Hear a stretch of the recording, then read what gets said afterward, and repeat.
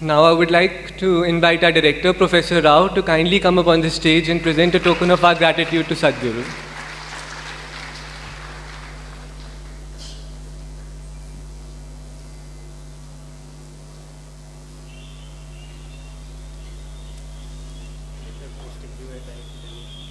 Thank you.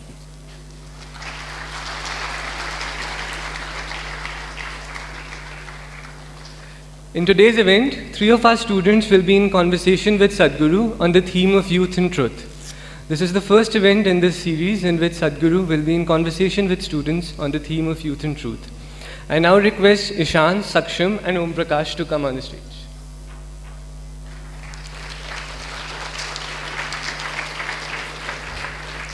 Ishan is a final year dual degree computer science student. Saksham is a third year engineering physics student, and Om Prakash is a final year MTech mechanical engineering student. Now I hand it over to Sadhguru and the students to begin the conversation. Namaskaram to everyone.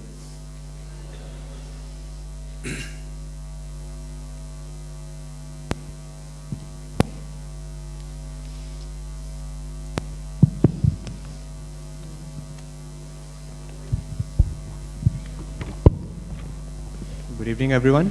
First of all, I'd like to extend a very warm welcome to Sadhguru, to IIT. It's a very rare occasion for us as an institute to have you here. So before we begin the conversation, I'd just like to put it in context. So when we got to know about Sadhguru coming to IIT, we were thinking of how would it be appropriate to be able to represent the thoughts of the community in the limited time by limited number of people.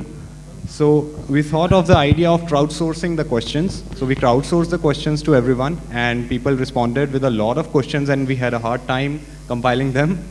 And so we prepared a cocktail of questions after crowdsourcing, and we've tried to represent all the different themes that were asked. So just beginning with the conversation, I'd like to start with a very silly and yet existential and fundamental question. So, given that we are here on this planet for a limited life, given that we are human, we do not live forever, so what do you think is a wise way to spend the years on this planet?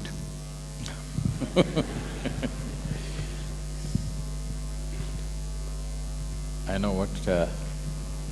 can you hear me? I know what all the professors would like me to say.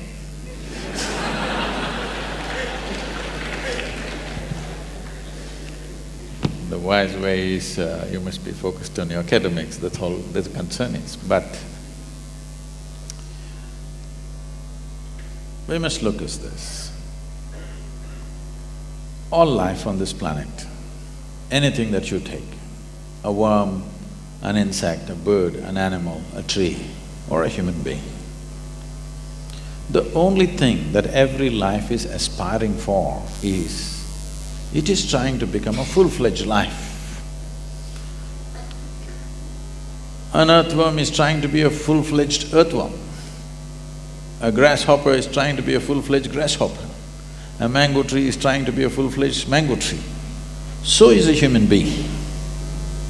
Only thing is, we know what is a full-fledged earthworm, we know what is a full-fledged grasshopper, we know what is a full-fledged everything, but we do not know what is a full-fledged human being. Doesn't matter what you do, somehow seems inadequate. No matter where you get in your life, you will see there is one more thing to do. Never does a human being come to a place where he thinks this is it. That only other people say when you're dead, this is it.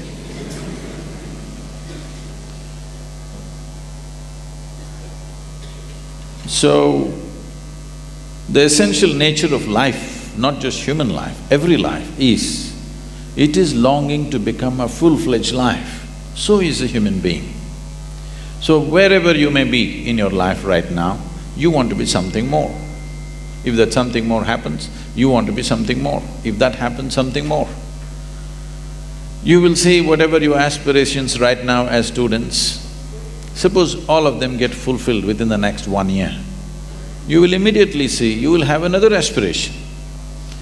If everything that you want gets all fulfilled by tomorrow morning, you will see you will have much more things to do. Because the very nature of being human is such, you always want to be something more.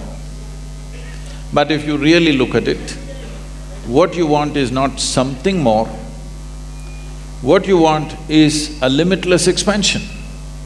Even if I make you the king of this planet, don't look at me hopefully, huh? I will not make such a blunder. But suppose we make you the king of this planet, do you believe you will be fulfilled? You will look at the stars. If you have this planet in your hands, you will look at the stars. If I give you one galaxy, you will look at the next galaxy. This is the nature of the human being. There is something within us which is always longing to become boundless. But in most human beings, because of their fear of suffering, they think that if they desire for something and it doesn't happen, they will suffer. Because of the fear of suffering, this longing to become boundless is finding a very constipated expression. This constipated expression of longing for the boundless gets labeled as ambition. What you think is ambition is just a constipated expression for a boundless expansion that every life is longing for. But you will see in your life, no matter what happens, you will see you will want something more. This, somebody may label it as greed, it is not about greed, because the very nature of the human being is such, no matter how many pacifist philosophies you teach him, you cannot contain him. People have told you, you must be happy with what you have, whatever God has given you, that should be the right thing for you. But it's not worked for one human being on the planet. It only works either when you're very sick or very old. Otherwise, if you have little energy coursing through your body, you want to do something more. So it's not more. A human being, there is something within you which doesn't like boundaries.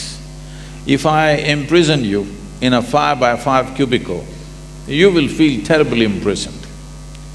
Then we will liberate you tomorrow into a 10x10 cubicle. You will feel wonderful for a day, but again you will feel imprisoned. The next day we will release you into a 100x100 cubicle. You will feel really great, but in 3 days again you'll want to break that boundary. It doesn't matter where I set the boundary. The moment you become conscious of the boundary, you want to break that boundary. This is the nature of the human being. So there is something within you which does not like boundaries. So if you do not like boundaries, what should you seek? That's a question. As long as you live in the physical nature of the existence, the very nature of physicality is a defined boundary. Only because there is a defined boundary, physical is possible. We can call this a physical body because it has boundaries. If I pull out all the boundaries, this will not be physical anymore. So somewhere, unconsciously, every human being is wanting to touch a dimension beyond physical nature. If you touch a dimension beyond the physical nature, then we use the much maligned and corrupted word called spirituality. Spiritual means not looking up or looking down. Spiritual means your experience of life has transcended the limitations of being physical. Something more than physical is happening to you. This means you are on the spiritual process. So this longing is there in every human being. So essentially, what you do in your life, our activity is not about us. Activity is about the world that we live in. Today, you're here in 21st century, so you guys are in IIT. Suppose you were here 5,000 years ago, where would you be? In the jungle. Huh? No. You know, 5,000 years ago, they were talking Mahabharata, Ramayana, so you would be in one of those armies trying to shoot an arrow. You can't shoot anything. You would try to learn to fight with somebody in a sword or something else of the day. I'm saying, your mind, your application, your fulfillment in activity would be all that type of activity relevant to the times. Our activity is always about the times in which we exist. It's not about us really. What times do we exist? What is most needed right now? That's what we do. But how to be is the question. If it comes to how to be, there's only one way to be, that somewhere in every human being there is a longing to expand beyond physical limitations. This is happening in 4 different ways. If it finds a very basic physical expression, we call this sexuality. You're trying to expand the boundaries of who you are. What you are not, you're trying to include as yourself. This is what sexuality is. If it finds an emotional expression, we call this love. Once again, something that is not you, you're trying to make it a part of you.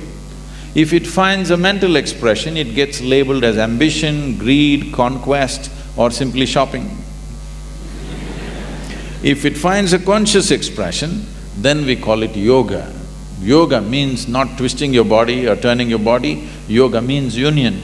In some way, consciously you learnt how to obliterate the boundaries of your individual nature. Now your ability to experience yourself beyond your physical existence has become a living reality for you. This is everybody's longing, but it finds constipated expression. Instead of that, if you find a conscious expression, life will be very, very different.